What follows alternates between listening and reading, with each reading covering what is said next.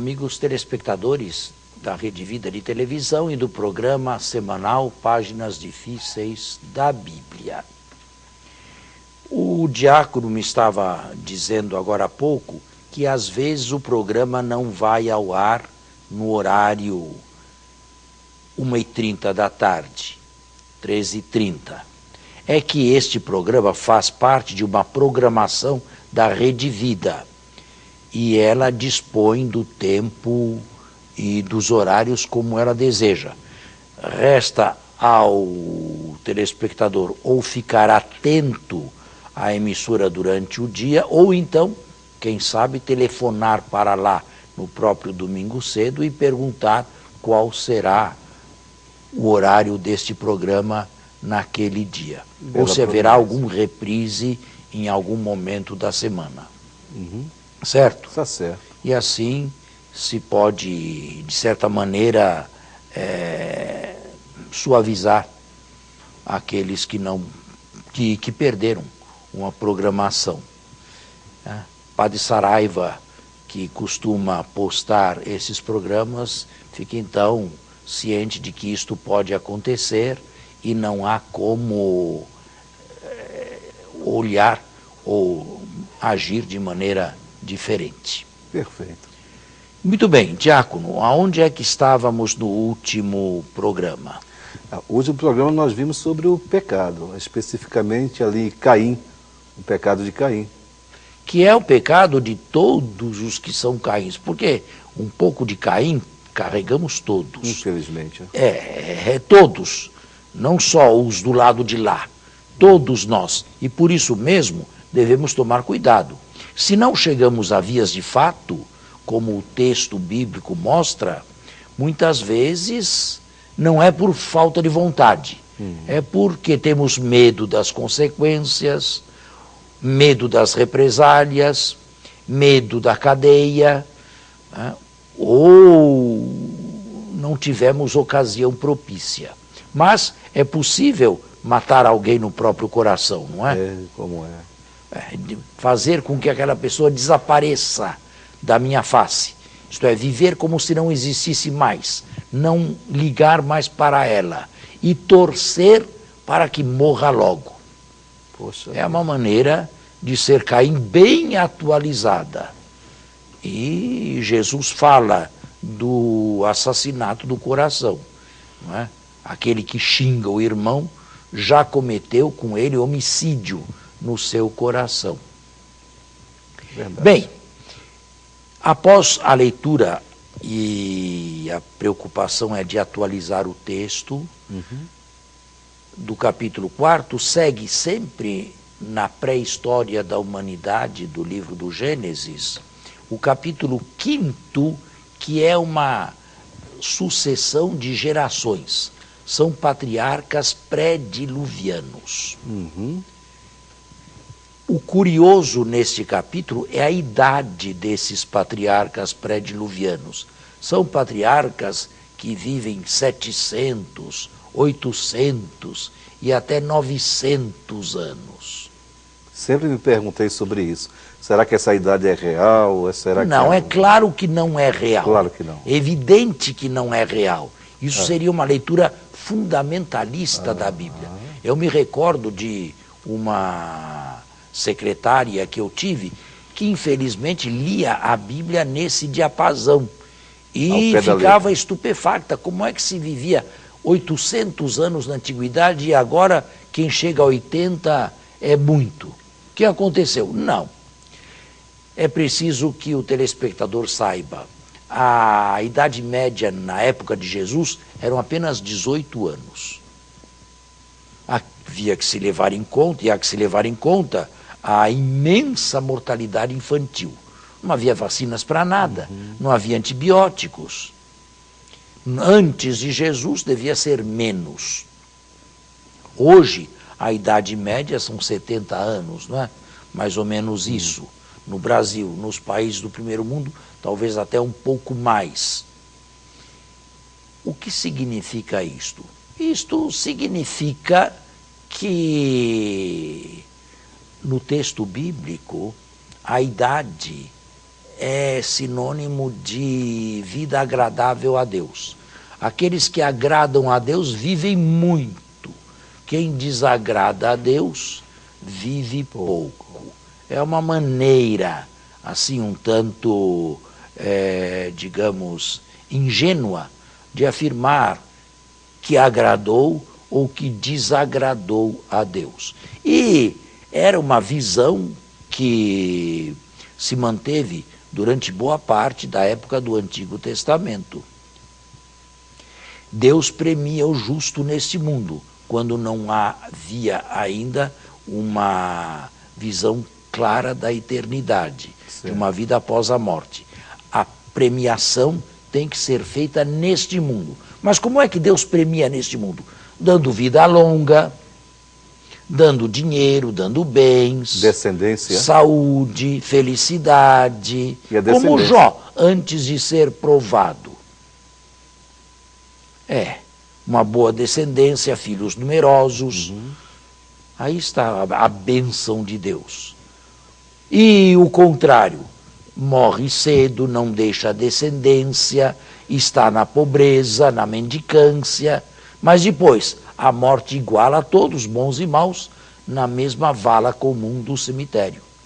Essa é a concepção do Antigo Testamento, até que entrou, no finalzinho desse período, uma visão mais clara do além, de uma vida e de uma recompensa ou de um castigo após a morte. A partir de quando?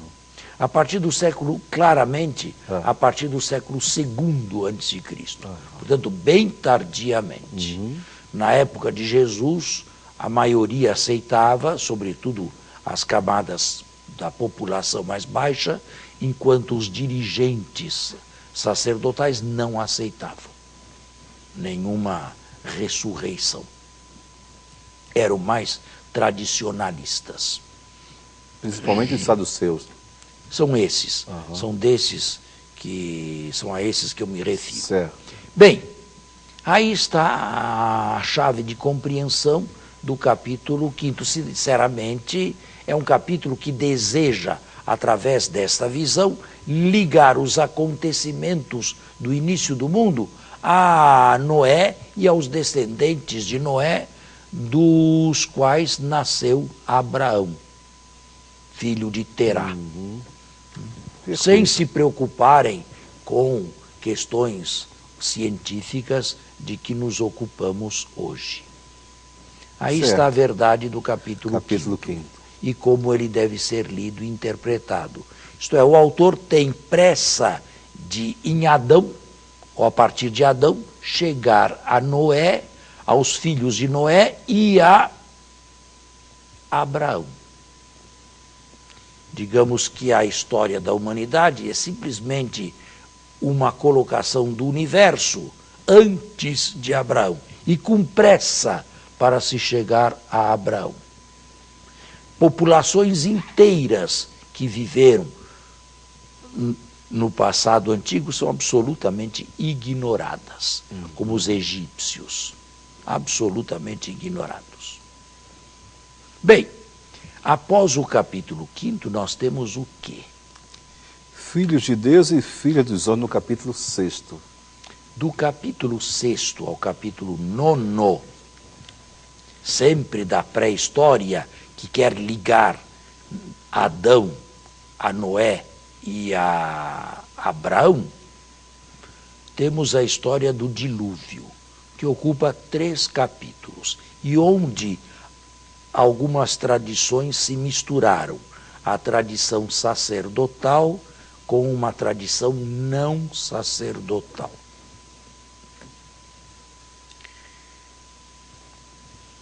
O dilúvio é bem explicado a partir do exílio e dos exilados.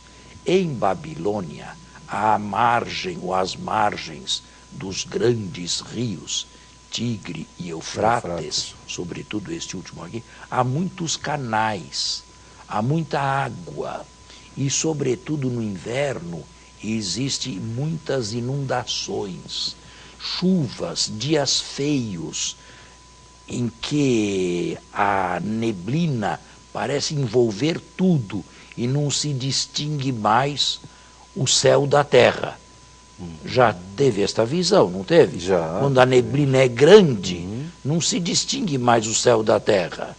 Não se sabe onde começa o céu e termina a terra, e vice-versa. Pois bem, num ambiente deste, no passado, 6 séculos antes de Cristo, era fácil imaginar o caos.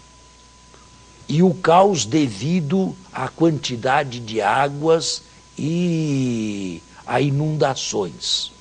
Pois esta história e estas experiências de caos devido à abundância de águas, a inundações, a cerrações, a inverno, vem aqui transmitida como uma espécie de castigo de Deus devido a pecados humanos.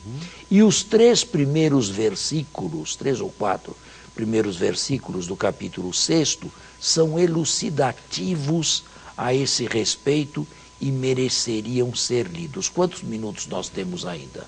1 minuto só. Então não vamos começar a leitura, porque teríamos que cortar o texto pela metade.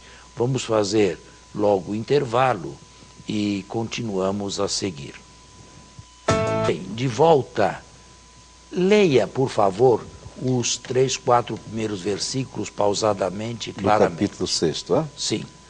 Que é a introdução à história do dilúvio, que ocupa 3 grandes capítulos, 6, 7 e 8. 6 a 9.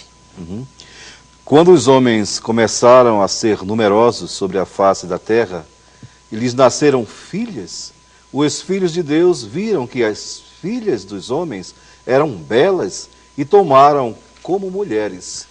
Filhos de Deus, isto é, seres superiores, notam a beleza de mulheres terrestres, inferiores. O texto é absolutamente mitológico. E deve ser entendido mitologicamente. Isto nunca se deu. É uma maneira de se introduzir o mal. Uma maneira mitológica de introdução do mal, nada mais. Certo. Então deixa eu retornar um pouco aqui, só para não perder o sentido. Né? Eram belas e tomaram como mulheres todas as que lhes agradaram. E o Senhor disse: meu espírito não permanecerá no homem, pois ele é carne. Não viverá mais que 120 anos. Ora, naquele tempo, e também depois, quando os filhos de Deus se uniam às filhas dos homens, e estas lhes davam filhos, os Nefilim habitavam sobre a terra. Estes homens famosos foram os heróis dos tempos antigos. Pois é uma maneira de explicar o que para eles significavam gigantes. Entendo. Uma maneira mitológica de explicar a existência de pessoas gigantescas. Houve pessoas gigantescas neste mundo? Acredito que não. Mas no lendário popular havia gigantes. E como se explica a existência desses gigantes? Como nasceram, como apareceram, diante dos quais nós parecemos gafanhotos? Como surgiram? Surgiram do contato sexual de seres celestes com seres terrestres.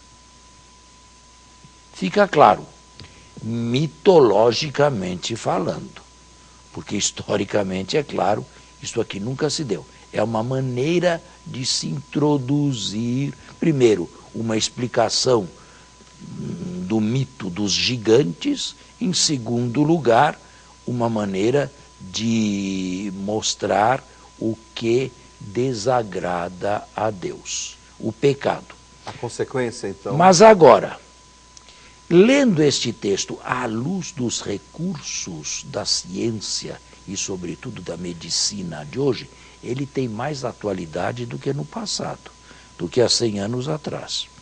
Hoje não existe a genética nuclear, hoje não existe a medicina nuclear, hoje os homens não querem se intrometer nas origens da vida e não há quem prognostique para um futuro não longínquo a existência apenas de homens famosos, de homens bem dotados, de homens inteligentes, de homens de raça superior. Não existe isto? Sim. Aí está uma aplicação moderna, uma leitura moderna desse texto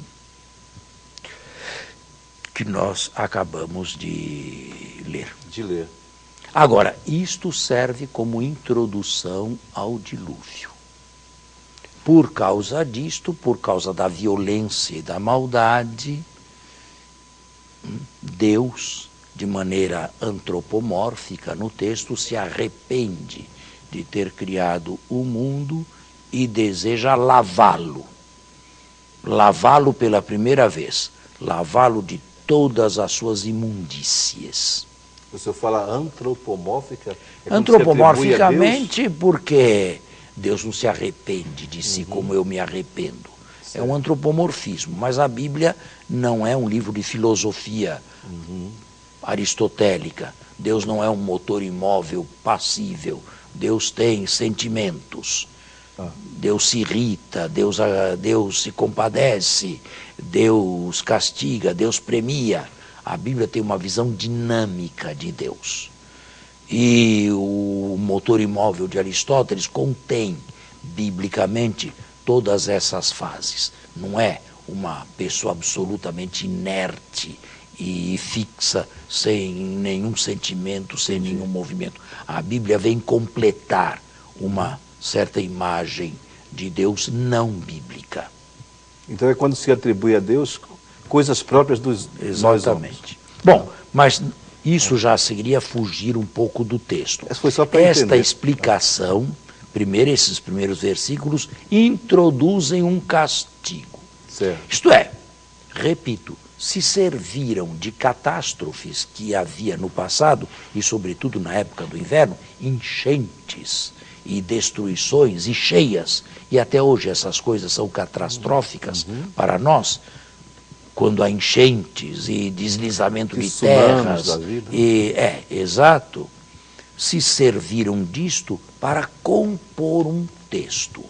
Compor um texto com diversas tradições, sacerdotal e não sacerdotal, onde se evidencia bem que Deus não está do lado dos malvados, dos perversos ou dos violentos. Porém, sabe distinguir no meio dos malvados, dos perversos e dos violentos, existe uma figura que lhe agrada, a figura de Noé e a sua família. E então, o texto se delicia em mostrar a antevisão de Noé, por parte de Deus, do que irá acontecer, a construção de uma arca e a salvação de si próprio e de sua família, juntamente com um casal de animais. Claro, todo esse texto, toda essa história é absolutamente legendária. Mas na sua legenda, ou na sua lenda, querem transmitir o seguinte: Deus não tolera e Deus não deixa impune o pecado. Até os dias de hoje, o pecado traz dentro de si o germe, o veneno, o vírus do seu próprio castigo. Até os dias de hoje, Deus não deixa o mal impune por muito tempo ou para sempre. Às vezes demora para vir o castigo, outras vezes ele vem a galope. Outras vezes ele vem a galope. Claro, Deus não castiga como castigamos nós. Deus deixa que a própria ação traga o veneno do castigo, a consequência do castigo intrínseca. O senhor se lembra bem, e eu me lembro bem, dos anos 80, em que diversas pessoas morreram de AIDS. Triste. Lembra-se? Lembro. Pois é, eu conheci muitos que desceram ao túmulo com a idade de 28 anos, de 30 anos, pessoas que podiam viver ou ter vivido 50 anos mais, pelo menos. Doentes, claro, mas uma doença comportamental. Se não tivessem seguido aquele caminho, se não tivessem dado asas e soltura a seus instintos sexuais, não teriam obtido esta doença, não a teriam pego, porque ela só se transmitia através de contatos sexuais e contatos sexuais com pessoas diversas, não com a própria esposa ou com o próprio marido. É um exemplo que eu dou, dentre tantos. Deus castiga, Deus permite que esta pessoa tire as últimas consequências, até as mais desastrosas, daquelas ações irresponsáveis que fez. Deus não quer o mal, mas também não tirou ninguém miraculosamente desta situação.